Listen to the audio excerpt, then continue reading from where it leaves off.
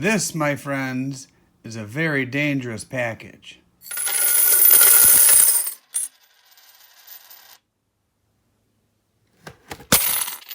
Hey there, stackers and collectors. This is T, and you're in the place to be for silver stacking education and acquisition.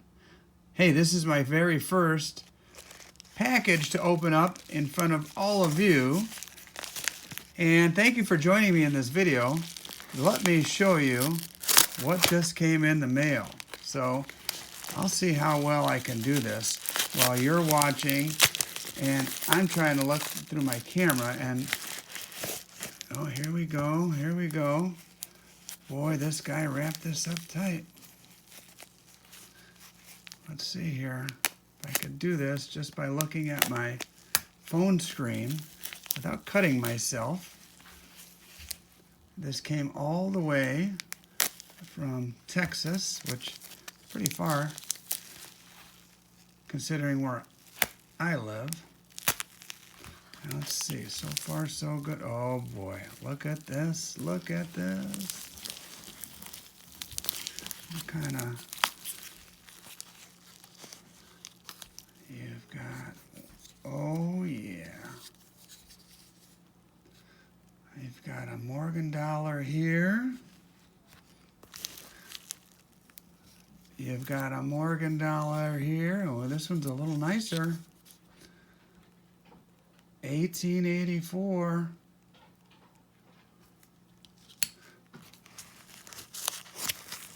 Oh, boy, there's more. There is more. Let's see here. Man, this guy is not messing around. If I cut my poker table, I'm going to be very upset. What in the world? Oh, here we go. Yikes. And a couple more Morgans. Oh, this one's falling out here. I'll get rid of that. Let's see what this guy is. 1921. And the last one,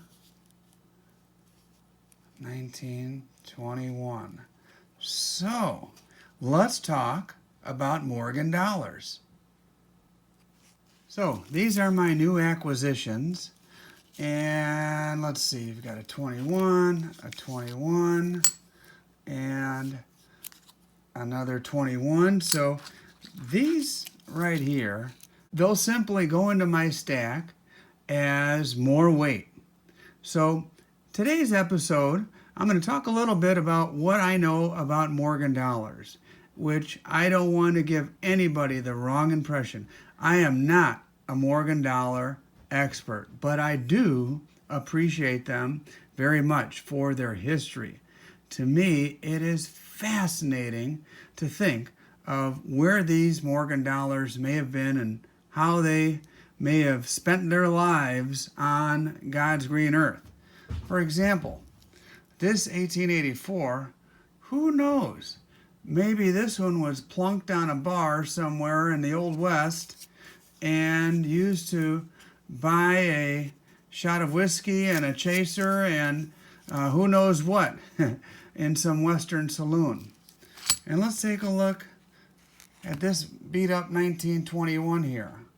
Maybe this 1921 was used to pay the doorman at one of Al Capone's numerous speakeasies in the 1920s.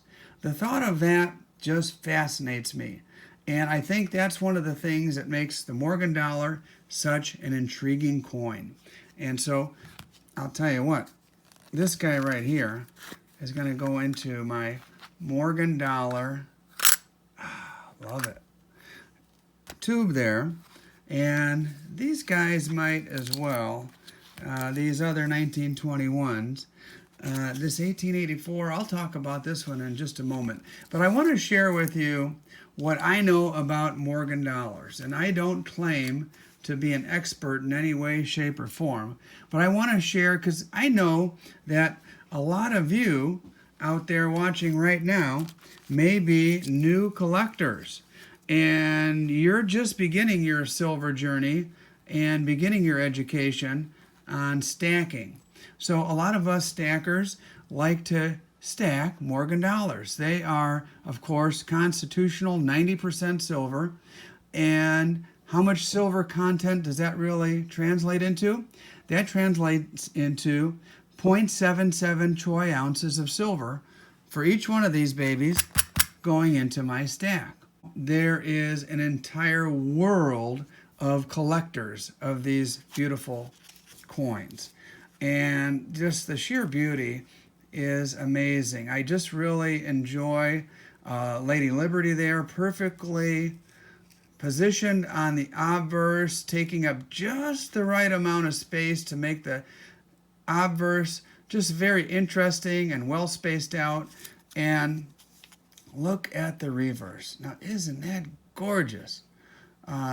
You've got the American Eagle and all of its glory. And again, well spaced out. There's not big blank open fields of space on the coin. Every little nook and cranny is filled up with the design. And I love the fact that it says, "In God We Trust," right above that eagle. Now, there's a whole world of collectors. I mean, the Morgan dollar is probably the single most collected coin in the United States and perhaps even on the planet. And there are volumes written on Morgan dollars, books and books, and collectors take their Morgan dollar collecting very, very seriously. As you noticed with my 1921s there and some of the others I have around my poker table here, you could see here's a 1882 that I paid just under 15 bucks for. I probably bought this one in the early 2000s. And let's see, here's another 1896. And there are so many collectors and there's so much to learn. It would take a 4-hour video in order to explain just a fraction of what there is to learn about Morgan dollars and what collectors look for.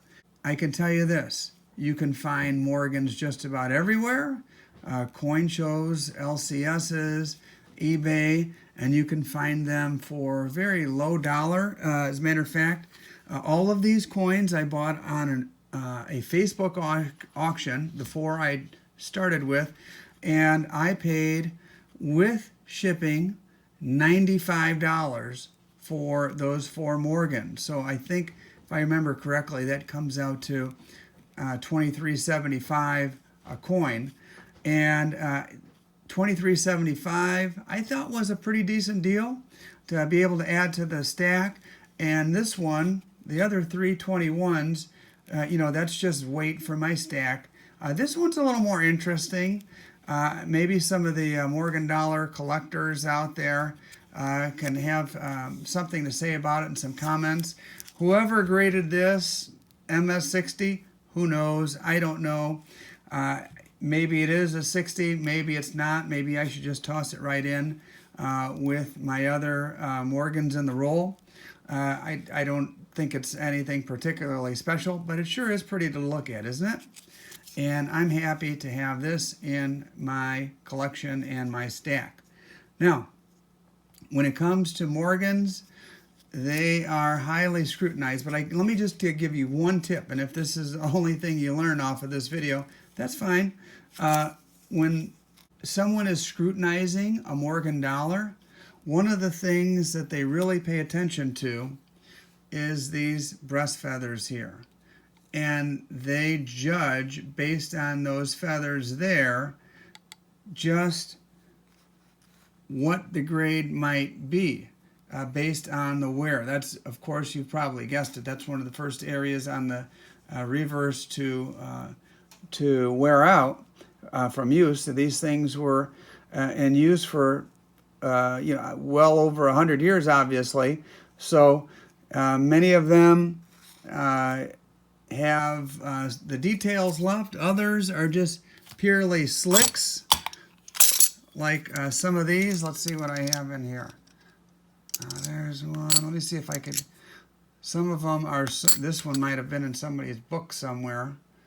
Now here's a real slick one. Now, as you could see, there's quite the difference between these two. Details here. This one's just purely for the weight and to add weight to my stack. What year is that? 1887. Just imagine the history that this coin must have seen. And so, anyway, I would certainly encourage you, if you are a new stacker, of course, the American Silver Eagles and a lot of the other things that we collect are fun to collect. But to me, I like collecting this old stuff and adding it to my stack as well. Matter of fact, I just wanted to share with you, APMEX just had a sale on Morgan dollars and a special, and for the 100-year anniversary of the 1921. Those of you who know anything about Morgans know that they were in production for a long period of time, and then there was a gap where they stopped being produced, and then in 1921 they picked back up. Now, this one's a pretty cool Morgan, this 1884, but I want to show you one that is far more valuable than this one here, and that happens to be this particular Morgan dollar right here. I received it from my mother, and it has a special story, and my mother just put it right in my hand and told me it was mine to take care of and pass on to my children. And this, my friends, is my most valuable coin, period. And I'll tell you why. This particular Morgan was given by my great-grandmother, a Polish immigrant, to my grandmother, my Busha, when my mother was born shortly after my grandfather returned from serving our country in World War II. So obviously, it has a lot of sentimental value, and it is a treasure that I will keep and pass down to my own children someday. I'm willing to bet that there are lots and lots of people around the entire country and perhaps even around the world who have similar stories of coins that they treasure for the sentimental value. So this one will never leave my collection. And so, let's see here.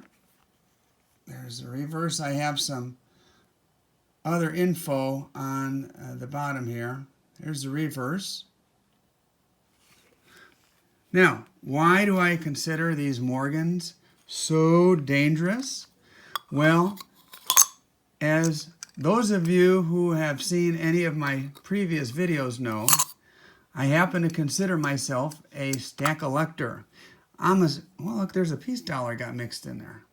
I'll have to put that along with the peace dollars.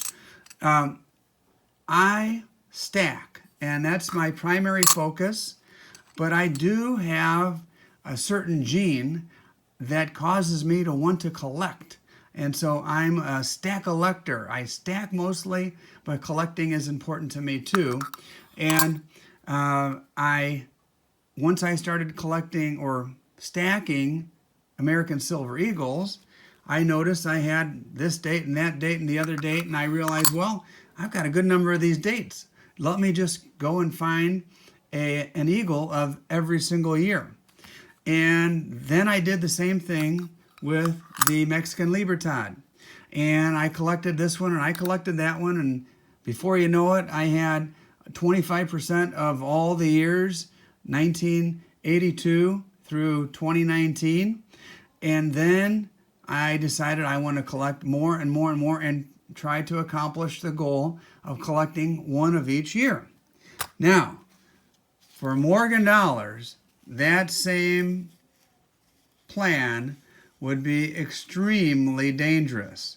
Trying to collect all of the years could be quite expensive and very dangerous to me, because if I became obsessed about this, I would want to spend my capital on filling in those years, and that could be very, very complicated, extremely expensive, and my stack would suffer. So that's why I consider this a dangerous coin in my hand right now. because I don't want to have that switch flip where I go from stacker to wanting to collect Morgans for their numismatic value and try to collect all those years, because some of them are darn near impossible to get. And don't even get me started about the Carson Cities, the CCs. I'm sure there's probably been whole books written just on that particular version of the Morgan dollar alone. So that would really put my stacking philosophy in jeopardy. And if I went into collector mode, oh boy, that could be very expensive. Well, I really enjoyed making this short video for you. And if you enjoyed it, please be sure to hit that thumbs up and subscribe. Until next time, take care and God bless.